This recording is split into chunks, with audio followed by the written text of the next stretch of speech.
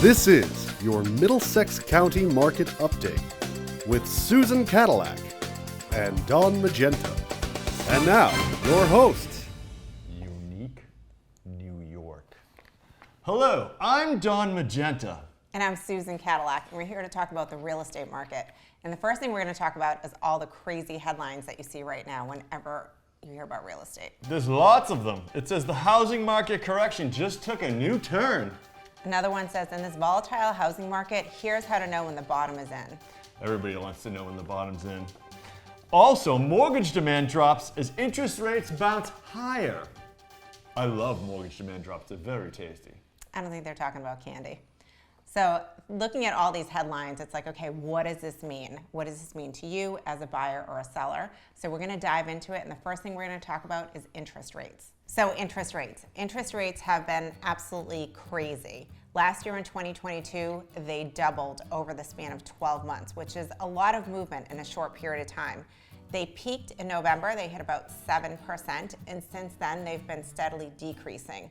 That was up until recently when they fell below 6%. But now, over the last few weeks, they've been creeping back up to closer to 6 3/4. So a few weeks ago, if you had a $650,000 mortgage and your interest rate was 6%, your payment would be $3,897 a month.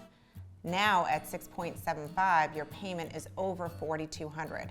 So what's happening is as the interest rates move up, the payments become more expensive.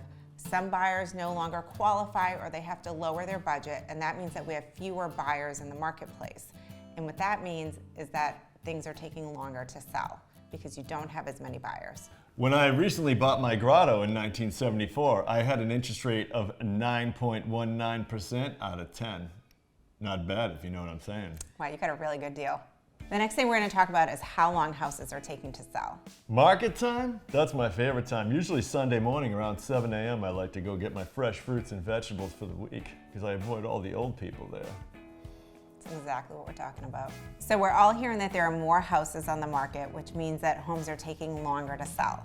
But when we take a closer look at it, right now in Middlesex County, we have 526 houses on the market, which is a lot more than what we had last year.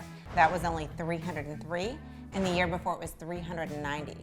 But those were the pandemic years. If you look right before the pandemic in 2020, we had 873 houses.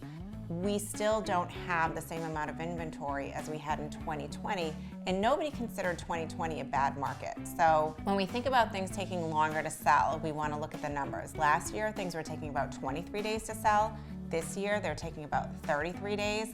That's still pretty fast. So it's still a seller's market. The thing is, yes, we have more houses on the market, but last year and the year before, we didn't have enough houses on the market, which is why we saw crazy multiple offers, waiving inspection, all that crazy stuff. So what we're seeing now is things are starting to balance out. Fewer buyers, more houses on the market, things are starting to change. Still not a buyer's market, but things are changing. Don Magenta's market time is one weekend, if you know what I'm saying. He's a hot commodity. Is that how long it takes you to expire? No. Oh. With all of this happening, there are fewer buyers in the marketplace, there are more houses in the market, things are taking longer to sell. But as we said, it's not quite a buyer's market yet, so we're still seeing price appreciation. When we look at last year, prices peaked around the spring. So my guess is that as we move towards the spring, summer, and compare this year to last year, we'll probably see a little bit of a price drop because we're coming off of the height of last year when interest rates were low. Things were a little bit crazy. There's been an adjustment period. So even though we're not seeing it yet, my guess is that we might see a little bit of a year-over-year decrease, but overall, by the end of the year, comparing 2022 to 2023, we're probably gonna see a little bit of an increase. And people are wondering, are we gonna see a flood of inventory? Maybe, but probably not. One thing that we wanna look at is the time period of low interest rates that we had, where rates were below 5%. Right now in Massachusetts, of all the houses that have a mortgage, almost 90% have a rate of below 5%. So those people are sort of locked into their house. Why would they move? They have to have a really good reason to move because to sell their house today, they have to go into a house that's more expensive because prices have gone up and a higher interest rate. So you're gonna have people who just can't afford to move because they can't afford the higher price plus the interest rate. I met with someone last week who their number one concern was, we just want to make sure that we're going to be able to keep our mortgage with our 3% rate. And until we see interest rate stability, I think the market is just going to keep moving and we're going to keep watching it.